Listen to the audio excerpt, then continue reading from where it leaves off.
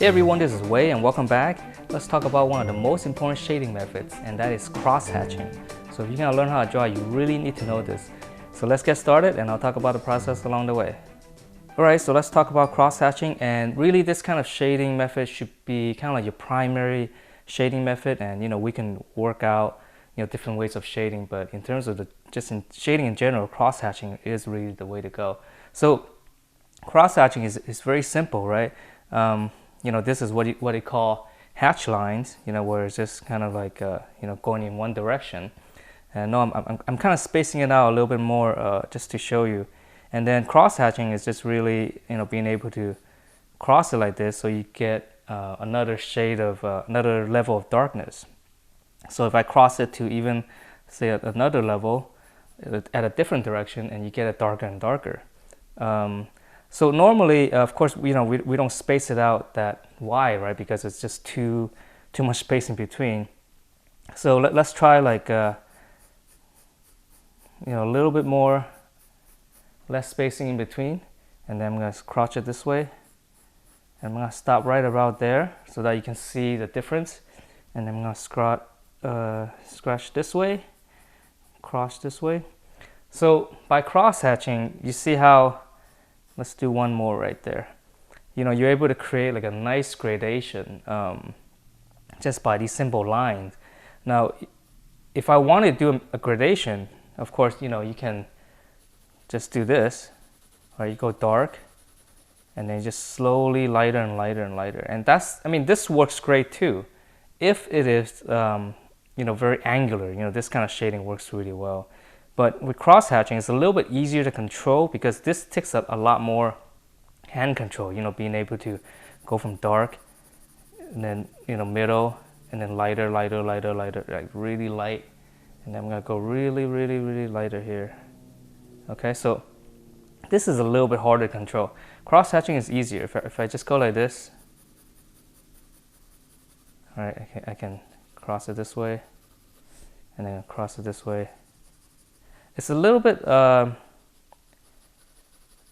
freer, you just kind of, and if you want it to smooth it out, you can always go back in and just kind of lightly work it at whatever direction that you want, as long as you kind of cross it a little bit. And you can see the effect is very similar. I know this is a little bit messier, but in general, when you're working a larger drawing, this kind of stuff, you need this kind of finer control, and all these little messy lines is pretty much gonna go away, so you actually don't have to worry too much about it.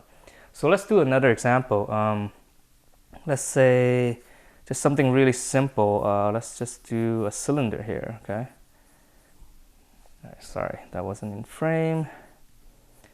I am using a 2B pencil, okay? So, all right, so let's just say a cylinder. I'm gonna cross hatch it.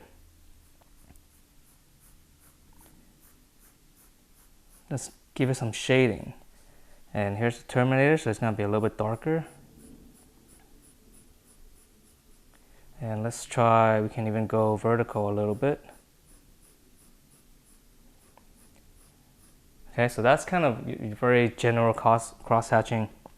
And we can actually go in this way. Okay, so that, that gives a nice shade. Now, of course, if we were to do it this way of shading, show you the difference. You can shade something like this a lot quicker, right? You can just go darker, and then just kind of fade it out here, fade it out a little bit, maybe a slight cross hatching. So you can see this. Obviously, if you compare this looks a lot better, but that's because, again, this is very angular. I'm just going in one direction. If I were to do, let's say, something more complex, let's just say like a tubing. This is, all right, let's just go something like that. I know it's really ugly, but all right. So let's say you want to terminate it right around here. Well, it's really hard to do this kind of shading, right? It's really hard to go like this, like in one swoop line, especially at these weird angles. I can try it, see, I can keep doing it, and you can kind of train your arm to move in that direction, and then slowly, it's painful. I mean, this is really, really painful. So in certain situations, this is good. You know, if it's kind of like easier movement, you can do this kind of stuff. But normally, let's just say we're gonna cross hatch this instead, and I'll show you the how much easier it is. And I'll try to do the same shape. So with cross hatching, let's just say, you know, here's the terminator again, and we're gonna go this way. 1. Okay, and let's cross it this way. 2. Okay, this is part of bad direction, and let's go one more here. This direction. So you can see how nicely you can get a shade, how much more control it is and how easier it is. It just feels a lot better, you know. And I know it's a little messy. Again, if you want to go in, you can go in and just kind of smooth things out. Make it a little bit darker. Now I can follow the lines this way, right? Because it's like once you layered in the base tones, it's a lot easier to go in any kind of direction that you want, to fill in, you know, the little spaces and smooth things out.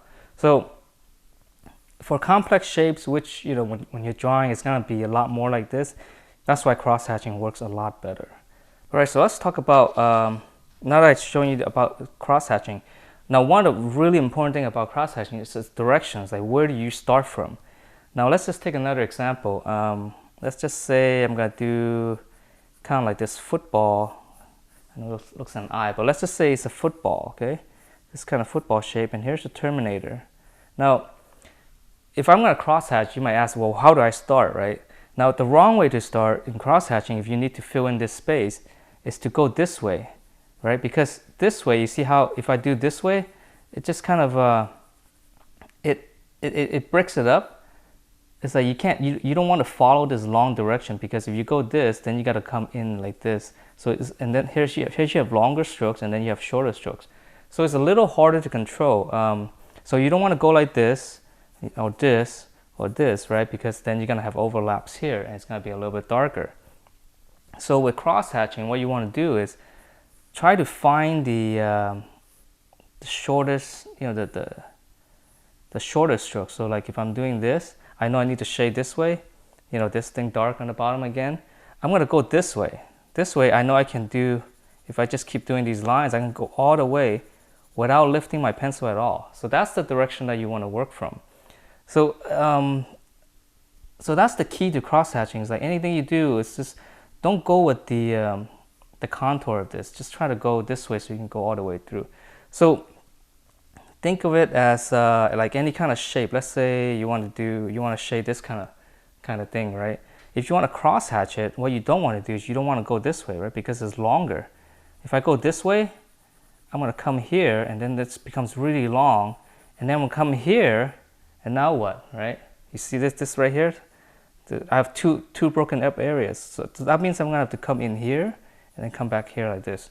So a better way to shade this, let's just do a similar shape, okay, is to go this way, because now I know if I go this way, I can go all the way through without lifting my pencil. So that's the key to cross hatching. It's just you have to find the right direction to start from. Now, once you have this, you know, you could go this way. Let's say I need to make this a little bit darker. I'm going to go this way, okay. That way I can kind of go all the way through, right? I might have left a little bit.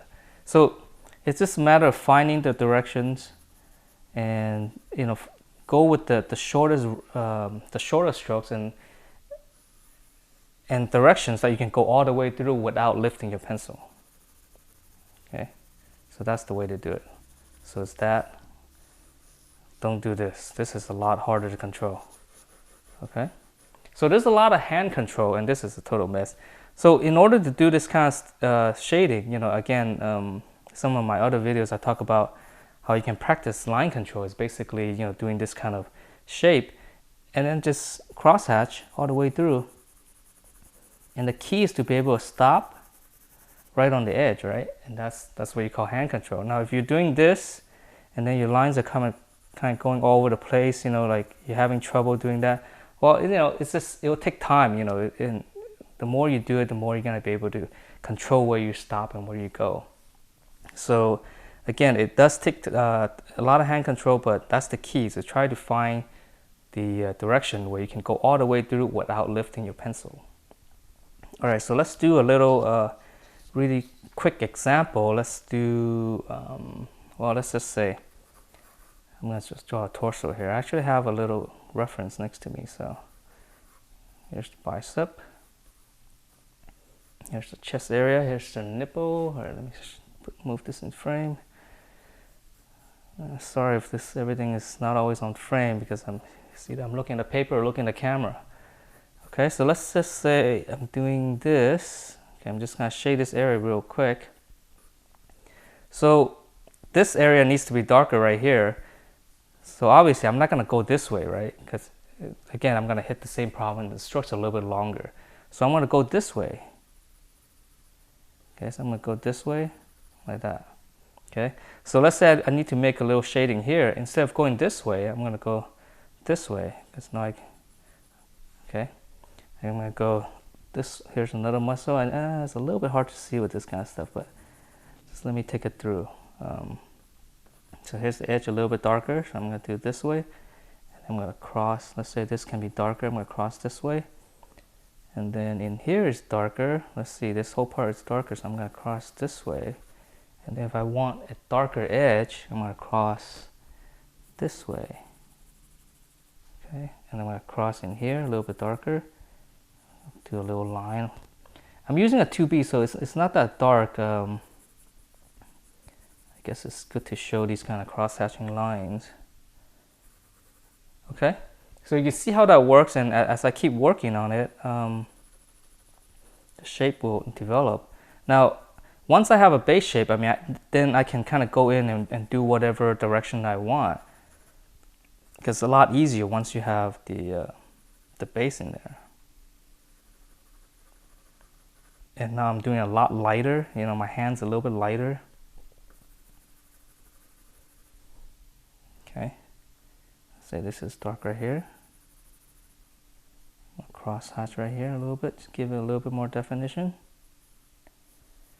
Here's the collarbone. This is a little bit darker here. And here's the nipple. Okay, so so you can see it's very simple lines, and you know it slowly forms. Now another thing I guess I forgot to mention is when you're doing cross hatching, is you know you don't really want to do this. This is very mechanical. I mean, you can do this kind of stuff if you're doing maybe like a pen and ink kind of stuff. It's never this kind of, it's very dead, this kind of line. Whereas cross hatching, you generally want to do almost kind of like this. It's almost, if I were to extend it, it's actually like this, right? It's kind of like a spring. So this is kind of like a spring this way, and I'm going springing this way. So it's a one continuous line. It's not, I don't want to lift my pencil up, because every time I lift up, then I got to put it down, and I lose the sensitivity. And when I hit it down, I might hit it too dark, or I might hit it too light. But if I keep the tip on the paper, I can feel it a lot better, and I can control it a lot better. Okay, so it's really just kind of like these kind of wiggly shapes, and then you just kind of cross those. But so other than that, that's pretty much on cross hatching. So this is really just kind of like an intro to cross hatching, but it's some really key points it's really important for you to know, so that you can start, you know, doing these kind of cross hatching shapes, and you can pretty much shade anything afterwards. So, well, hope you guys find this useful, and I know some of you guys have been asking for this for a long time, so I'm glad I'm able to do this now. So, hope you guys enjoy this, and if you do, please do give me a thumbs up, and I will see you next time.